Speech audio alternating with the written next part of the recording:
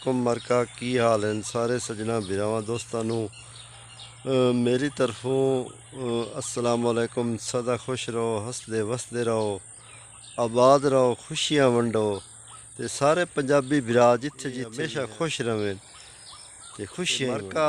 थोड़े नाल मैं एक सलाह भी करनी है, मशवरा भी करना ते गल भी पुछनी है ते उम्मीद है भी तुसी मैनू एक गल सही दसो ते सियाने भी तुसी हो ढेर सारे, ठीक है तो मशवरा भी देना है। थोड़े मशवरे नाल ही मैं चलना है। तो हुण ये प्रोग्राम जिहड़ा ना मैं शुरू करूँ तो तुसा मैनू इस वीडियो जिहड़ी मैं बनांदा पिया इस दे तवसत नाल मैनू मशवरा देना अपने कमेंट करके क्या मेरी ये गल अच्छी है या माड़ी। हाँ मार्का जिहड़ी हुण तुसी तस्वीरां वेंदे पे हो ना, ये मेरी अपनी बोए, ठीक है तो ये अगे मैं दित्ती हुई आ 1 साल ठेके ते हुण मैं गड्ढदा पिया आप हो।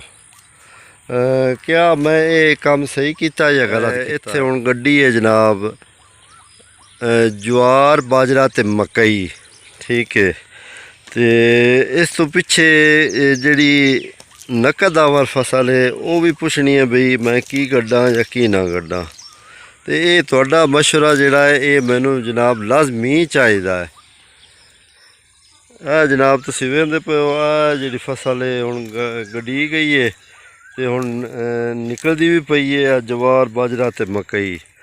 तो इस तो पिछे तुसां दसना है भी मैं की गड्ढा, ठीक है तो लाजमी अपना मशवरा देना, अपना कमेंट करके मैनू तुसां जवाब देना।